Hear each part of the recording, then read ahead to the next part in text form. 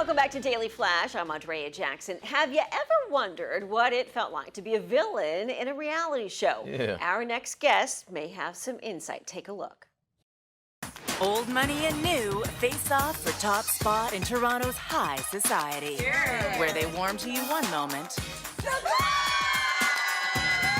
and freeze you out the next. I'm really upset. It's my story to tell, not yours. Probably not a story you should at all tell. I had to deal with a lot more in that dog park than I expected. Let's go party!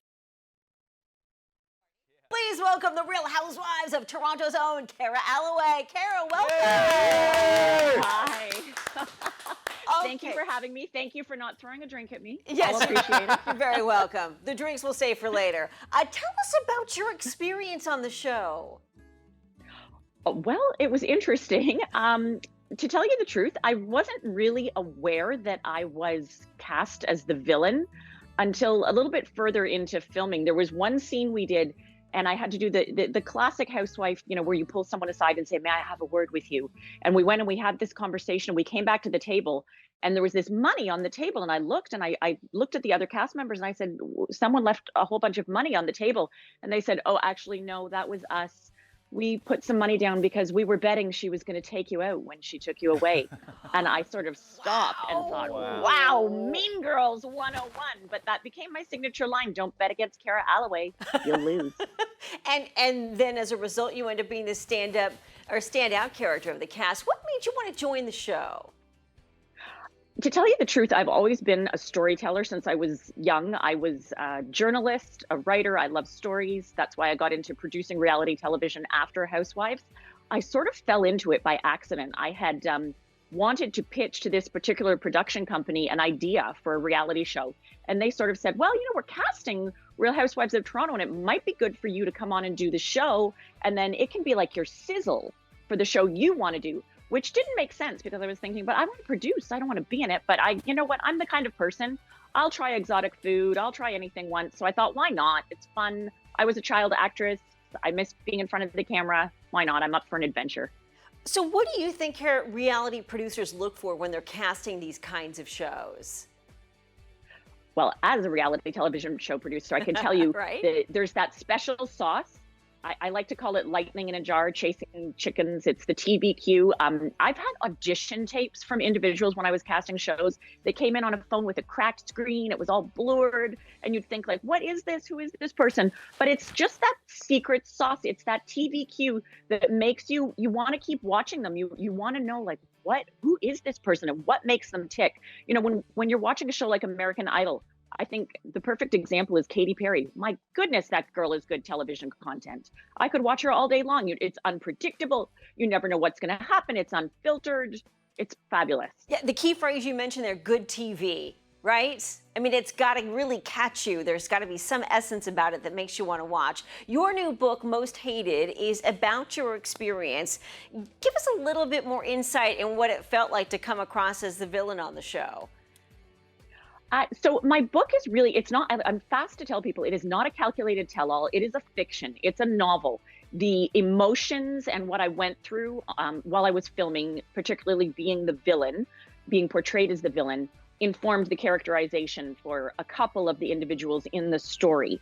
But it's a fun story. It's very light, but I do take a deep dive into what is known as internalized female misogyny, which is really women not treating other women so nicely. And it's very much a taboo topic among women because it's sort of like friendly fire, right? We don't want to talk about that. We've got enough to deal with out there. Let's not get inside and talk about our own team and what's going on.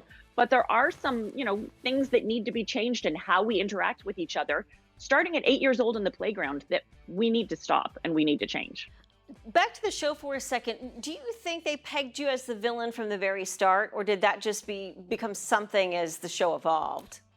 So when the show wrapped, I was able to get my hands on my psychological assessment. When you're doing the show, you have a medical assessment and a psychological assessment, and you're told it's for insurance purposes so that they can make sure you can handle any negative feedback on social media. And I was so curious. So I called up the firm that had done the assessment and I asked to see it. And the very first line said, Alloway has an incredibly high emotional intelligence. And once I saw that, I said, bingo, that's what it is. I had had the privilege of sitting in on a how to cast reality television session with Jonathan Murray, who, he did The Real World, he did The Simple Life. And he said, when you're casting a villain, make sure you have someone who has very high emotional intelligence. You want the independent thinker. You want the one that, that says their piece no matter what anyone says, because that's who they are. They know who they are. So I think it was a guarantee. I think that production saw that and went, okay, check, there's our villain. Next. So, Kara, let's turn the page here and talk about your love of music. We want to show our viewers a clip of a music video. Take a look. These ladies do not know what's coming. They don't know who Kara Alloway is. Oh my God, who's calling me now? Whatever. I'm just gonna drop some bars on this track. Oh my gosh. Real Housewives. No, this ain't my first day. Wasn't really doing much then I became an Alloway. Now, a little parenting, a lot of Chardonnay. Shop till I drop, well I guess that's just the price I pay. Alloway Chardonnay, it all goes together. Oh, yes. Okay, so we need to understand that was a parody of everything Housewives. And actually, what was really cool about the making of that video is I worked with a group of inner city kids that go to this film video. It's really an art. They can also be DJs. They can study fashion. And they were studying film. And so I said, look, I want to make this video. A young boy I know had written the song and had rapped to it. And so I said, why don't we bring them on board? It was all for a big charity. We sold real ass housewife t-shirts and we all had a lot of fun doing it. And now I watch it and I cringe and I go, I'm supposed to be a legitimate author. What's going on? It's okay. Kara, it's been a pleasure. For more on Kara's new book, Most Hated, go to KaraAlloway.com. Kara Alloway, everybody. Thank you. Thank you. Thank you so much.